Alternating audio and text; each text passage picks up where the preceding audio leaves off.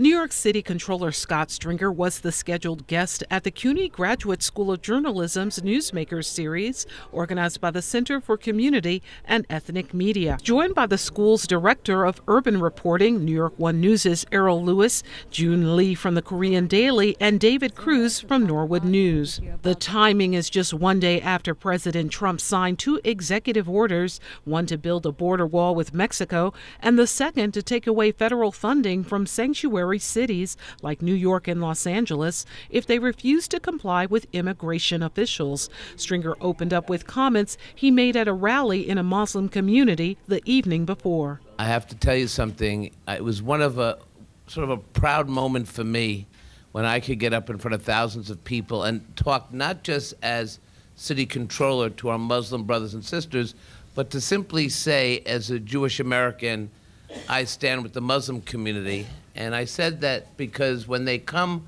for the Muslim community, they're coming for me.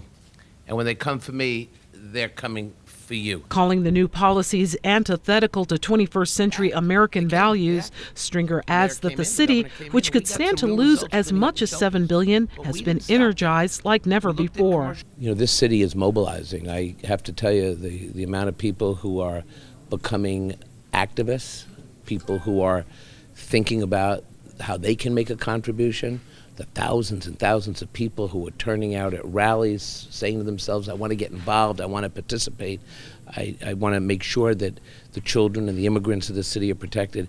It has been pretty extraordinary.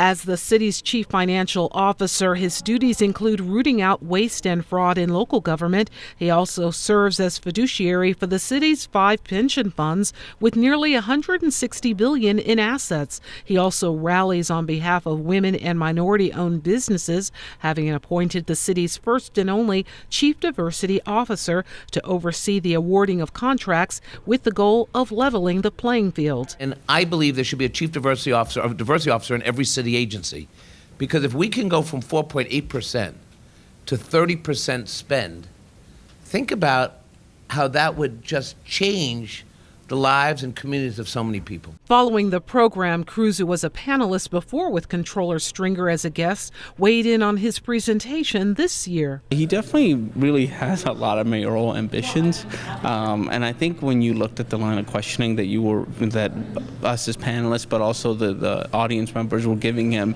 it seemed to have been in that mold of what would you do if you are the mayor. So I thought that was very interesting. Another topic addressed was New York City's homeless crisis, with a record 60,000 living in shelters, with 25,000 of them children. This is where children live, 5-year-olds, 6-year-olds, babies living in homeless shelters. And we blew the whistle. And after we blew the whistle, the city they acted.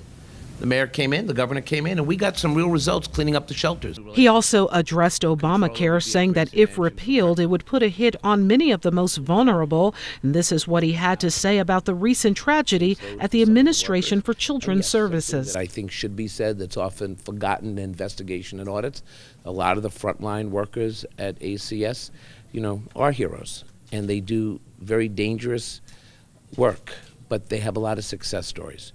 But that doesn't mean that we don't go in, take a look at agency protocols, and demand answers when those protocols are not being followed. With New York City's immigrant population such an important part of the overall city's economy, Comptroller Stringer shared that he and others are gearing up for some critical challenges ahead when it comes to an administration that has drawn a hard line when it comes to this population. For BronxNet, this is Arlene Makoko.